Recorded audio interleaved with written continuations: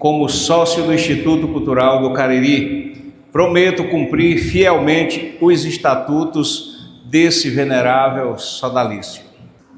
Graças à lusofonia que nos une pelos laços da cultura e da língua, nos abrindo os espaços para o desenvolvimento. E aí o conhecimento é a tônica da história que ora conto a vocês que há 5 séculos se fez presente em nossa memória.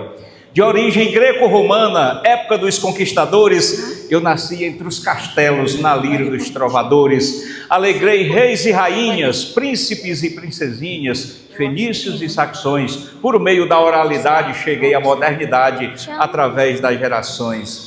Já no século XVI, cheguei à Península Ibérica, entre Espanha e Portugal. Depois conquistei a América, precisamente a do Sul, onde o céu é mais azul e o mar é da cor de anil. Ao aportar na Bahia, mais tarde conquistaria o restante do Brasil.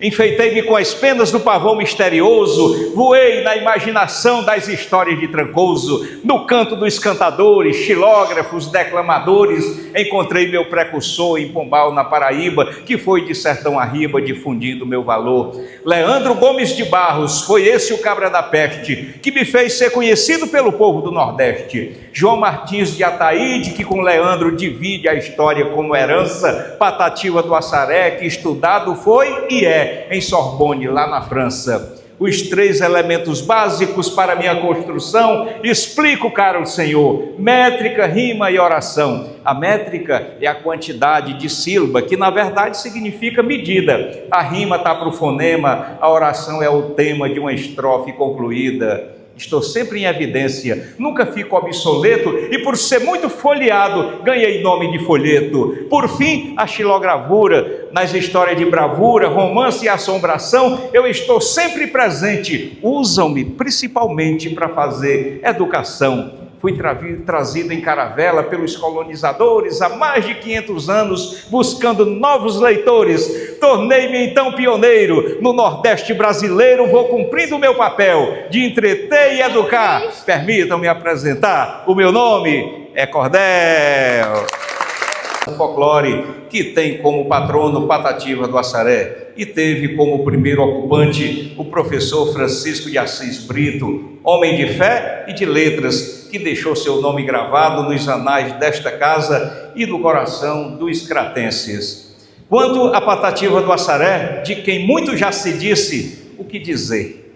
Permitam-me, porém, tomar emprestado um trecho de uma crônica do Dr. Juarez Leitão, vice-presidente da Academia Cearense de Letras, publicada na revista Gente de Ação, na edição de janeiro de 2026. Abre aspas. Ao se anunciar como filho da terra nordestina, catalisador das mazelas, venturas e desventuras dos camponeses, dos vaqueiros, dos cantadores de viola, feirantes e tropeiros e de todos os que têm no trabalho uma vida áspera e a espinhosa sobrevivência, Patativa do Assaré assume a altaneira e heróica condição de poeta épico e representante do povo campesino. Os épicos estão na história da humanidade como portadores obstinados das sagas dos seus povos e voz geral da nação. Quando narram em versos as batalhas e façanhas do passado e estimulam novos enfrentamentos, estão fornecendo a força indômita e a flamejante esperança como alimento da energia nacional para os contemporâneos e as gerações vindouras. Antônio Gonçalves da Silva, o Patativa do Assaré, é um desses arautos. Fecha aspas. Viva Patativa! Pois bem, hoje, 22 de janeiro de 2026, chego para também tomar assento e fazer história. Vim porque fui convidado e humildemente peço licença para entrar. Ao tempo em que agradeço à diretoria do ICC pela escolha do meu nome para ocupar tão importante cadeira. Minhas senhoras, meus senhores, venho de longe, venho de Granja. Foi uma longa viagem. Uma viagem que na verdade durou 30 anos, pois de lá saí em 1994, aos 16 anos de idade, em busca de um lugar ao sol, ou melhor, à sombra, pois do sal causticante da roça eu já estava de pele tostada. Levava comigo apenas uma viola nas costas, 2 mudas de roupa e um sonho: ser cantador de viola. Ao chegar em Camusim, cidade praiana que fica a 24 quilômetros da minha, encontrei não um lugar ao sol, mas um lugar à sombra, do jeito que sonhara. A sombra do mestre Hernandes Pereira, poeta de grande estirpe, jornalista político, que infelizmente nos deixou em 21 de fevereiro de 2025. Com ele trabalhei, convivi durante 12 anos na cidade de Camusim. A sombra também tem seu preço. De Hernandes ganhei teto, sombra e água fresca. Com Hernandes aprendi a me portar como artista, acumulei conhecimento e conquistei fama regional. Mas em Hernandes eu tinha que ler pelo menos 2 horas todos os dias. Eu achava que conhecia o sertão por ser de lá, mas os sertões mesmo de Euclides da Cunha eu conheci na casa de Hernandes. Aquelas 100 primeiras páginas daquele volume de 664 páginas acabaram comigo, acabaram também com minha preguiça de ler. É verdade, depois de ler os sertões todo o livro ficou pequeno. Mestre Hernandes era rochedo. Hernandes era conhecido por ajudar os poetas que estavam iniciando, e por isso procurei e obtive êxito. Muitos passaram por sua escola, só alguns para citar: Deus Salles, Zé Eufrásio, Ramalho de Oliveira, Nonato da Engá, Nonato Costa, que por muitos anos fez dupla com Nonato Neto, compondo a famosa dupla Os Nonatos. E por último, Tião Simpatia, este que vos fala. Digo isto para que saibam de onde venho e a qual escola pertenci. Isso talvez explique o fato de eu ter chegado até aqui. Resolvi arriscar voos mais altos e fui para Fortaleza. Lá conheci Naná Jucá, que se tornaria minha produtora e esposa. Rochedo dos grandes. Aí foi que eu vi que não tinha nem adentrado aos sertões ainda. 19 anos de trabalho, 18 de casamento. A partir da capital cearense, rodamos o Brasil e uma banda do mundo com o projeto Maria da Penha. Outro fato que certamente contribuiu para a consolidação deste momento. E em 2022 conheci o professor universitário e nos tornamos amigos, companheiros de estrada e poesia. Neto, que em 2024 se tornaria prefeito de Aiuaba e me convidaria para ser secretário de Cultura e Turismo do município. Esse rochedo e arrochado. Pense no homem que trabalha. E é o seguinte: acabou com minha ilusão de que ser secretário era só sentar atrás de um birô na sombra, assinar papéis e ficar passeando para lá e para cá.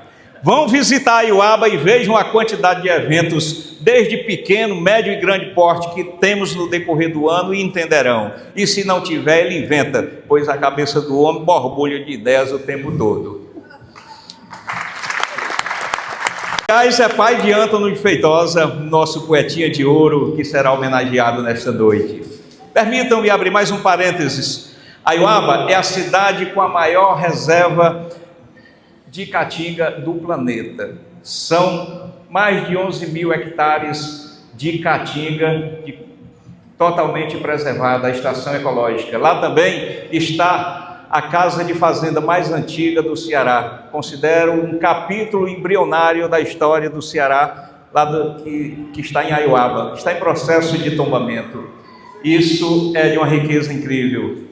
Lá também em Aiuaba, o secretário de Cultura é poeta, o secretário adjunto André Félix é poeta, o prefeito é poeta, o filho do prefeito é poeta e até o delegado de polícia é poeta. Repentista dos bons. Teatro da Academia Cearense de Letras. E o segundo, autor do icônico livro Exíguas. Como não fazer um paralelo desses dois ilustres granjenses com Irineu Nogueira Pinheiro, primeiro presidente do ICC, e o mestre Eloy Teles.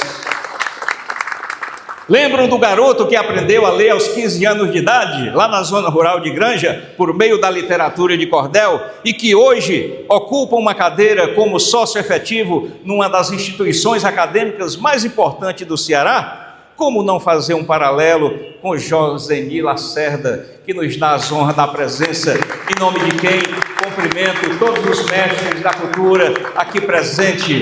Como não fazer um paralelo com o acadêmico Manuel Sebastião Fernandes Vieira, o nosso querido Manuel, que trouxe o nosso nome, que indicou o nosso nome para ser sócio benemérito, e a acadêmica Nilda Figueiredo, achando pouco, leva para a diretoria a ideia de não, ele vai ser sócio efetivo no que obteve êxito.